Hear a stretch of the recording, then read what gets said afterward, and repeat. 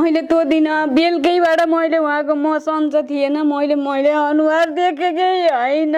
त्यो दिन थाहा भयो थाहा नै पाइनँ। मामा घर जान्छु भनेर बुवालाई सोधेर जानुभयो, मैले थाहा नै पाइनँ। मैले त आजबाट मैले अनुहार नि देखेकी होइन। म सन्चो थिएन, चक्कर आएर टाउको दुखेर यहाँ सुतेँ। बेलुका पनि मैले देखिनँ, हेरिनँ सर। बुवाले त म सानैदेखिबाट डर लाग्थ्यो, बुवासँग धेरै बोल्थिनँ म। बाबा नि खासै हामीसँग बोल्नुहुन्थेन, बोल्दा नि तिमी भनेर मायासँगै बोलाउनुहुन्थ्यो।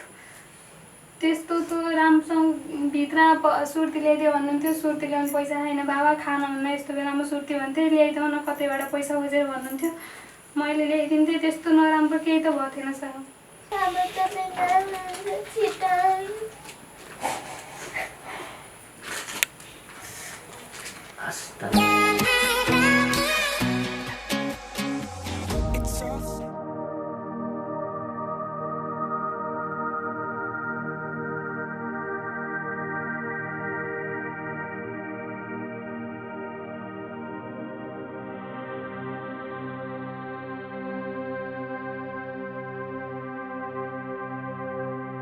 नमस्कार, मेरो प्राइम टेलिभिजनमा तपाईलाई स्वागत छ।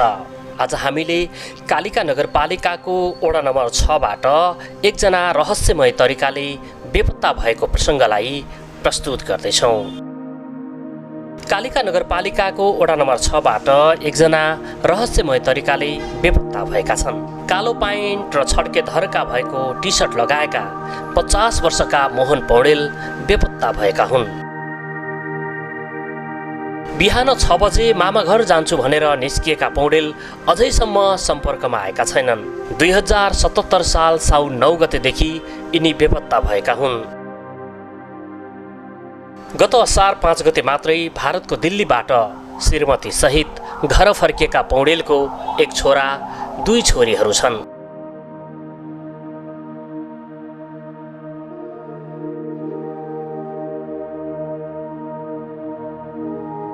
तीस वर्षदेखि भारतमै काम गर्दै आएका पौडेल लकडाउन भएपछि श्रीमतीलाई लिएर घर फर्किएका थिए। कालिका नगरपालिकाको वडा नम्बर 6 स्थित मिरमिरे टोलमा रहेको आफ्नै घरमा श्रीमती सहित क्वारेन्टाइनमा बसे। क्वारेन्टाइनको समय सकिएपछि गैंडाकोटमा रहेको मावाली तर्फको हजुरआमालाई भेटेर आउँछु भनेर एका बिहानै निस्किएका पौडेल घर फर्किएका छैनन्। पौडेल बेपत्ता भएपछि बुबाआमा, श्रीमती र छोराछोरीको आँखाबाट आँसु रोकिएकै छैन।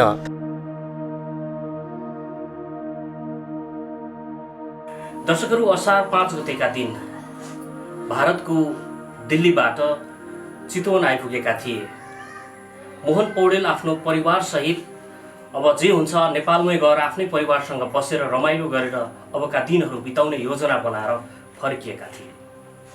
उनी चितवन आइसकेपछि कालिका नगरपालिकाको वडा नम्बर 6 को यो मिरमिरे टोलमा आफ्नै बुवा आमासँग बस्ने गरी नै फर्किनु भयो र यहाँ आइसकेपछि अब पछिल्लो पटक चलेको विधि विधान अनुसार क्वारेन्टाइनमा बस्नुभयो। क्वारेन्टाइनमा बसिसकेपछि एक खालको बाहिरका मान्छेहरूसँग उठबस त्यति भएन र उहाँ चाहिँ अब म मामा घर जान्छु भनेर चाहिँ एका बिहानै 6 बजे सम्भवतः उहाँको श्रीमतीलाई समेत जानकारी नदिकन यो घरबाट निस्किनु भयो र अन्ततः उहाँ यहाँ घरबाट निस्किएको झन्डै 1 हप्ता बितिसकेको छ। आजसम्म कहीँबाट सम्पर्कमा आउनु भएको छैन। न त चाहिँ आफन्तको घरमा पुग्नु भएको छ, न त मामाको घरमा हजुरआमालाई भेट्नका लागि जान्छु भनेर उहाँ निस्किनु भएको थियो। हजुरआमालाई भेट्न समेत पुग्नु भएन र यो घरका चाहिँ उहाँको बुवा आमा, त्यसै गरी उहाँको छोराछोरी सबै चाहिँ उहाँको चाहिँ परिवारहरू एक खालले दुखित हुनुहुन्छ र उहाँहरू चाहिँ आग्रह गरिरहनु भएको छ, प्रार्थना गरिरहनु भएको छ कि छिट्टै फर्किदिनुहोस्, यो घरमा तपाईँको चाहिँ प्रतीक्षामा छौँ भनिराख्नु भएको छ। आमाको आँखा चाहिँ अझै पनि ओभाएको छैन र छोरा कतिखेर फर्किन्छ भन्ने छोराको प्रतीक्षामा हुनुहुन्छ आमा। बुबाको आँखा पनि त्यसै गरी टोलाइराखेको छ।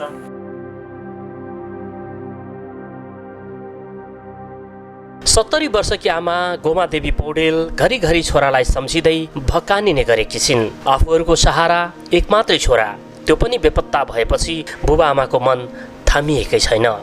भयभरका आफन्त छरछिमेक लगायत अन्य सबै मिलेर सम्भावित ठाउँमा खोजी पनि गरे, तर कतै पनि भेटिएका छैनन्।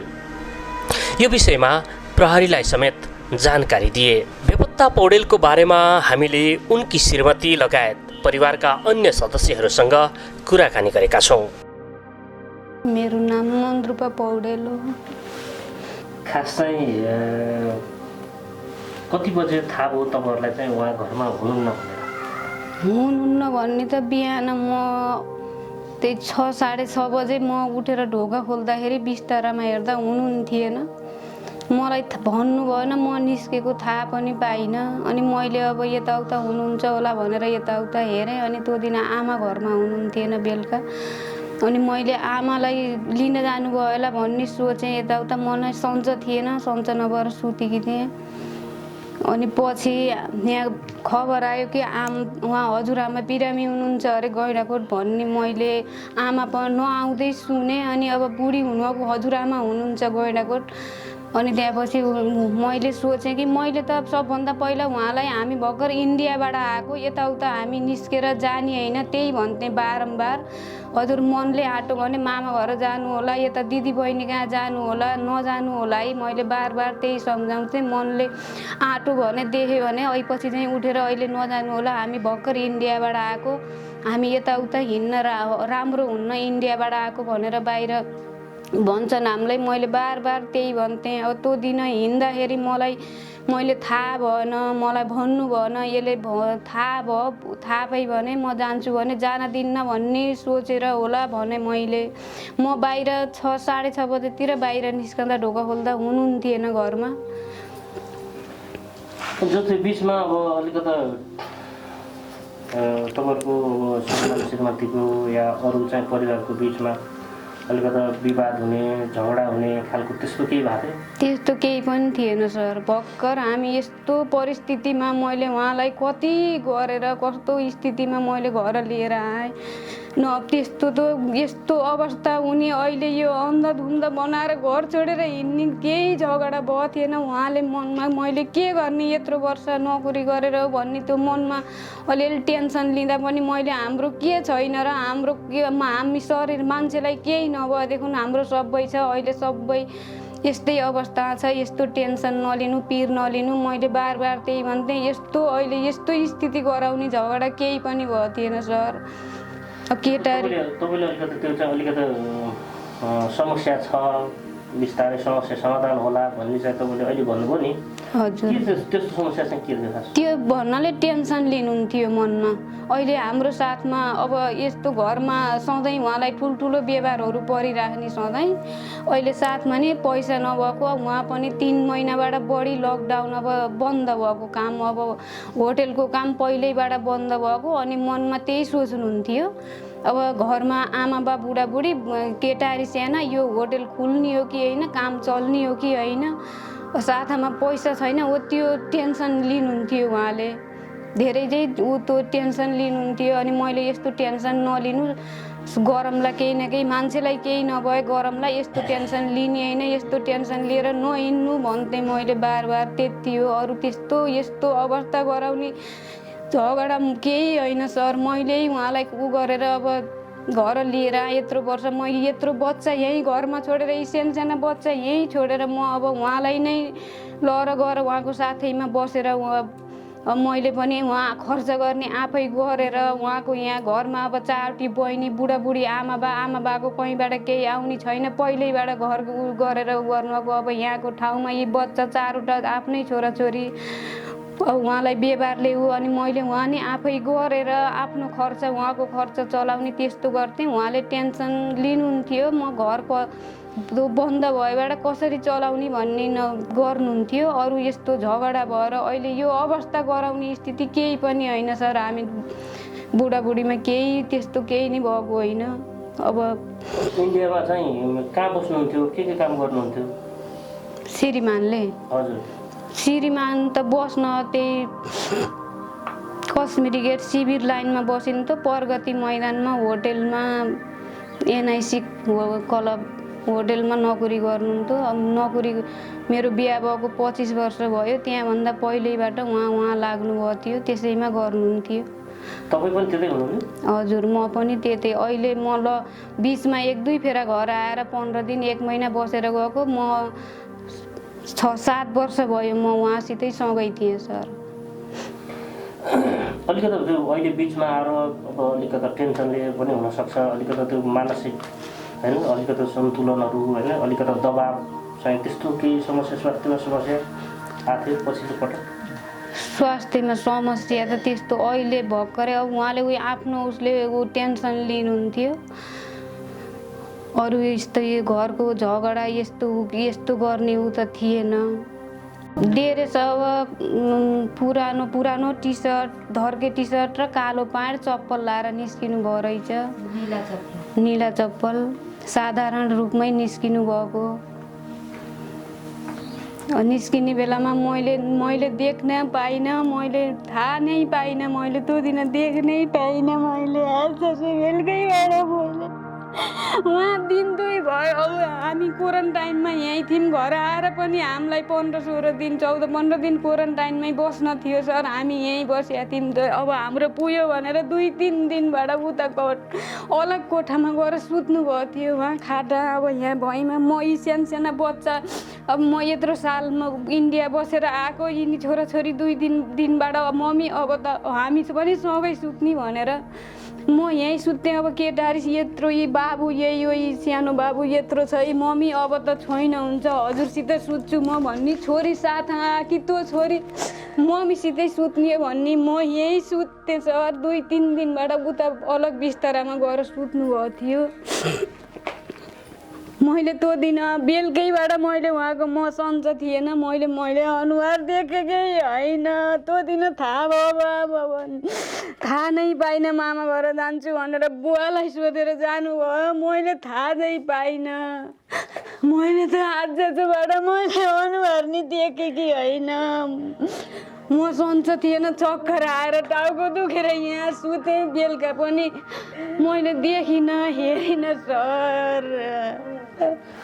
त्यस्तो झगडा भएर यता र उता केही नै होइन, मैले देखिनँ नि। म त उहाँकै पछि लाएर मैले साना छोराछोरी भनिनँ, म उहाँकै पछि लाएर घरमा यस्तो छ, कमाउने एकजना हो, इन्डियाको नोकरी भनेर मैले उहाँ पनि आफूले जुठा भाँडा माझेर उहाँका देशीका मैले त्यस्तो किसिमबाट उहाँलाई त्यस्तो व्यवहारमा यताउता दबाब दिने केही अहिले यस्तो स्थिति बनाउने केही पनि छैन सर, केही पनि छैन मबाट।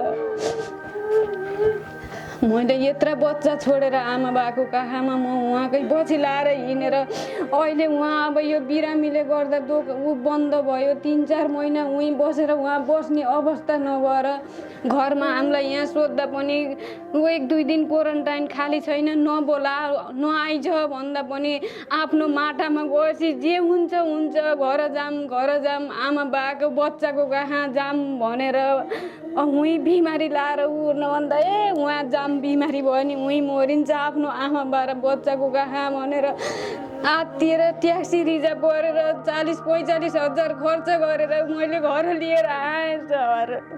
अहिले आएर अब बाहिर यताउता आजसम्म 1 महिना हामी क्वारेन्टाइनमै भयो। बाहिर निस्कने बेलामा मैले देखिनँ, मैले थाहा भएन, मामा घर जान्छु भनेर निस्केर गएर आज न भोक छ न निद छ। यी छोराछोरी यस्ता छन्, आमा बाई बुढाबुढी हुनुहुन्छ, कतैबाट केही होला छैन सर। के यस्तो हुन्छ भन्ने भए त म उहीँबाट जे हुने उहीँ हुन्थ्यो, म किन उठेर आउने थिएँ। अहिले यो अवस्था आउँछ मेरा घरमा भन्ने मलाई त उजै थिएन सर। अहिले के भयो यो? आशा छ मेरो श्रीमान जहाँ भए पनि ठिकठाक घर आउनु, सबैले ऊ सहयोग गरेर भन्ने।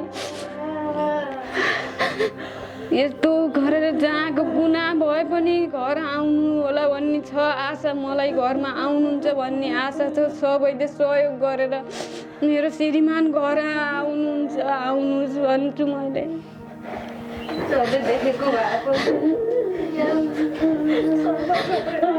आमा बा बुढाबुढी हुनुहुन्छ, बच्चा यत्र छन्, घरमा उ गर्ने नै उहाँले हो। अहिले आएर यस्तो अवस्थामा घर आएर यस्तो स्थिति भयो सर।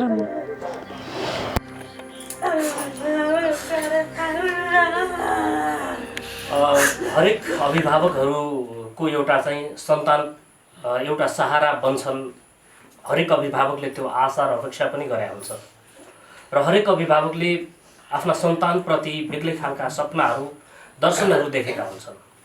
कुनै पनि अभिभावकले आफ्ना सन्तानहरू नराम्रो बनोस्, नराम्रो बाटोमा लागोस् भन्ने कहिले पनि परिकल्पना समेत गरेका हुँदैन र सन्तान पनि त्यही बाटोमा हिँड्न आवश्यक छ। तर हामीले देख्छौँ धेरैजसो सोसाइटीहरूमा ती खालका चाहिँ सन्तानहरू बिरलै भेटिन्छन् जसले आफ्ना अभिभावकहरूको चाहिँ सपनाहरू, अभिभावकहरूका चाहिँ इच्छा अनुसार हिँड्ने गरेका। यद्यपि यति बेला यो घरमा सनाट्टा छाएको छ। खास भन्ने हो भने सबैको अनुहार मलिन छ, कसैको मनमा पनि उत्साह छैन। हुन त 1 महिना अघि मात्रै भारतबाट छोरा बुहारी सहित यो घरमा पाइला टेक्दै गर्दाखेरि बुबा आमा निकै उत्साहित थिए र उत्साहित हुनुहुन्थ्यो। अब त छोराछोरी, छोरा बुहारी सबैसँगै बस्ने भइयो भनेर निकै उत्साहित हुनुहुन्थ्यो र अन्ततः छोराले बिना खबर कसैलाई पनि जानकारी नै नदिकन घरबाट निस्किनु एक खालको चाहिँ अशोचनीय, अकल्पनीय भनेर उहाँहरूले चाहिँ भनिरहनु भएको छ। जस्तोसुकै समस्या भए पनि आफ्ना बुवा आमा, आफ्ना अभिभावकहरूसँग त्यो चाहिँ सेयर गर्न सकियो भने, उहाँहरूसँग चाहिँ खुलस्त पार्न सकियो भने हरेक खालका समस्याहरू समाधानका चाहिँ उपायहरू छन्। हरेक खालका जस्तोसुकै समस्या भए पनि समस्याका समाधानहरू निस्किन्छन् प्रशस्तै। सम्भवतः मोहन पौडेललाई चाहिँ आफ्ना बुबा आमाहरूलाई आफ्ना मनभित्र उब्जिएका या गुम्सिएका ती सवालहरूको चाहिँ बुबा आमाहरूसँग सेयर गर्नुभएको भए सम्भवतः उहाँ घरबाट चाहिँ हिँड्न पर्दैन थियो होला। यद्यपि उहाँ जहाँसुकै पुग्नु भएको छ भने पनि यति बेला चाहिँ यो घर परिवारले उहाँको प्रतीक्षा गरिरहेको छ। यो घर परिवारले उहाँको चाहिँ बाटो कुरेर बसिरहनु भएको छ। मसँग बुबा हुनुहुन्छ, उहाँको बुवा कति वर्ष पुग्नुभयो बुवा? म त 3 साल हो। 3 साल 56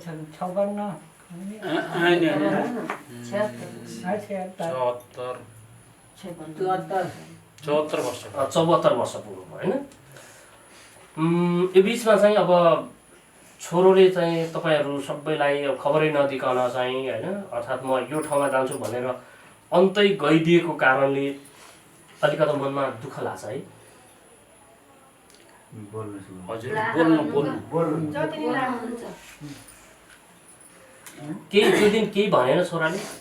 मामा कहाँ जान्छु बाबा निस्केको भने मामा कहाँ जान्छु कहाँ कहाँ खोज्नुभयो तपाईँहरूले अनि छोरालाई? यो खोज्न यो एरिया सबै घुमियो। सबै इष्टमित्रहरू त्यो नआत्तिनु केही हुन्न होइन। म पनि छोरा जस्तै हो, तपाईँ बोल्दाखेरि आत्तिनु पर्दैन।